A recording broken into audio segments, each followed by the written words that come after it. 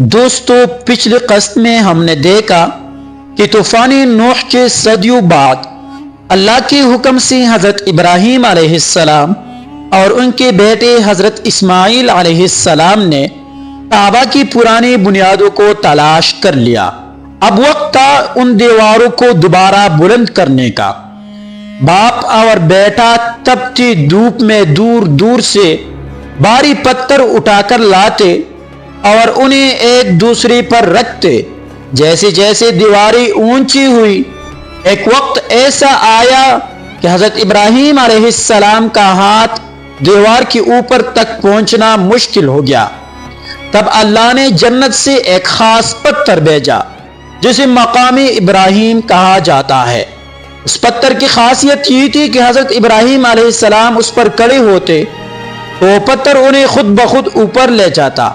آج بھی اس پتھر پر حضرت ابراہیم علیہ السلام کے قدموں کے نشانات موجود ہیں۔ تعمیر مکمل ہونے کی قریب تھی، لیکن دیوار کے ایک کونے میں ایک پتھر کی جگہ خالی رہ گئی۔ حضرت ابراہیم علیہ السلام چاہتے تھے کہ یہاں کوئی ایسا خاص پتھر لگے جو دور سے نظر آئے اور طواف شروع کرنے کی علامت بن جائے۔ انہوں نے اسماعیل سے کہا، بیٹا کوئی خاص پتھر تلاش کر کے لاؤ۔ حضرت اسماعیل علیہ السلام ابھی پتھر ڈھونڈ ہی رہے تھے کہ اچانک حضرت جبرائیل علیہ السلام جنت کا ایک خوبصورت اور چمکتا ہوا سفید پتھر لے کر نازل ہوئے۔ یہ حجر اسود تھا۔ روایات کے مطابق جب یہ پتھر زمین پر آیا تو یہ دودھ سے زیادہ سفید تھا، لیکن انسانوں کے گناہوں نے اسے سیاہ کر دیا۔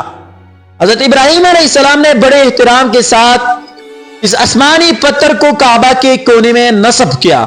اب اللہ کا گھر تیار تھا، لیکن ابھی ایک بہت بڑا اعلان ہونا باقی تھا، ایک ایسی پکار جو قیامت تک گونجنے والی تھی۔ اللہ نے حکم دیا، اے ابراہیم لوگوں کو حج کے لیے پکارو۔ ابراہیم نے عرض کی، اے اللہ اس ویران ریگستان میں میری آواز کون سنے گا؟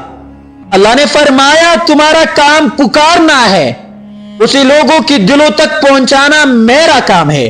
ابراہیم علیہ السلام کی وہ پکار آج بھی لاکھوں دلوں میں گونج رہی ہے۔ لیکن کیا آپ جانتی ہیں کہ حضرت ابراہیم علیہ السلام کے بعد کعبہ کے ساتھ کیا ہوا؟ ایک وقت ایسا بھی آیا جب کعبہ کے اندر بت رکھ دیے گئے۔ وہ کون سا دور تھا اور پھر کعبہ کی قسمت کیسے بدلی؟ یہ سب ہم جانیں گے اگلے قسط میں۔